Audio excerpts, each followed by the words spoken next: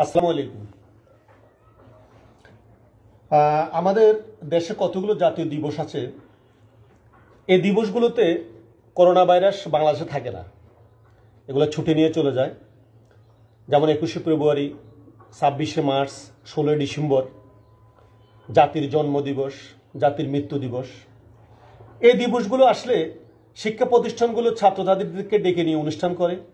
যেমন আজকে শহীদ দিবস, প্রতিটা শিক্ষা প্রতিষ্ঠানে গতকালকে থেকে নোটিশ দেওয়া হয়েছে ফেসবুকে যে ছাত্রছাত্রীরা যেন খুব সকাল সকাল যেন প্রভাত ফেরিতে অংশ নেয়, সামাজিক দূরত্ব বজায় রেখে।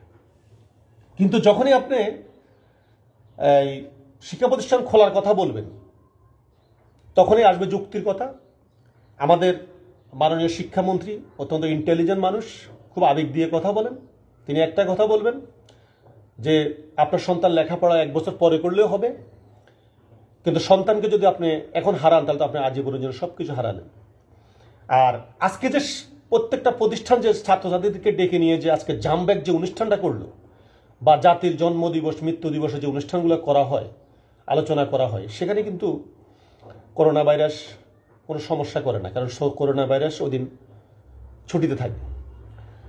তা আমি মাননীয় শিক্ষামন্ত্রীকে বলবো যে আপনি শিক্ষা প্রতিষ্ঠানগুলো কিয়ামত পর্যন্ত বন্ধ করে দেন।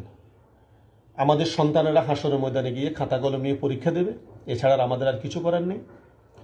অথচ করোনার প্রথম দিকে করোনার প্রকোপ খুব বেশি ছিল, 6 মাস পরে কাওমি মাদ্রাসাগুলো খুলে দিলেন। আজকে 6 মাসের অধিক কাওমি মাদ্রাসাগুলো খোলা, আলহামদুলিল্লাহ সেখানে একজন স্টুডেন্টও সেখানে করোনা আক্রান্ত হয়নি।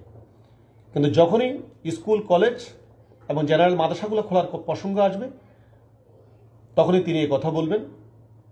আর আমরাও কিছু মানুষ সেটাকে সমর্থন করি। কিন্তু আমাদের সন্তানরা যাদের সন্তানরা স্কুলে পড়ে বা মাদ্রাসায় পড়ে, কলেজে পড়ে, আমরা জানি কি পরিমাণ ক্ষতির সম্মুখীন আমাদের সন্তানরা হচ্ছে। মাঝখানে আপনারা এক আজগুবি সিস্টেম বাইর করলেন, অনলাইন সিস্টেম, অনলাইনে লেখাপড়া। আমি মনে করি পৃথিবীর মধ্যে সবচেয়ে ভাউতাবাজি এবং সিটিংবাজি শিক্ষার একটা মাধ্যম হচ্ছে অনলাইন। যে দেশে 60-70% ফ্যামিলির হাতে অ্যান্ড্রয়েড সেট নাই, সেখানে আপনি বলছেন অ্যান্ড্রয়েড সেটের মাধ্যমে আপনি অনলাইনে লেখাপড়া করাবেন। এর থেকে বাটপাড়িয়া সিটিংবাজি আর কিছুই নাই। তো প্রত্যেকটি শিক্ষা প্রতিষ্ঠান খোলা যাওয়ার পরে তারা টের পাবে যে কি পরিমাণ ছাত্রছাত্রী তাদের ড্রপ করছে, ধরে পড়ছে। এখনো তো আমার কথাটা বিশ্বাস হবে না। আমি একটা অনুরোধ করব, শিক্ষা প্রতিষ্ঠানগুলো অন্তত মার্চের প্রথম দিকে খুলে দেন।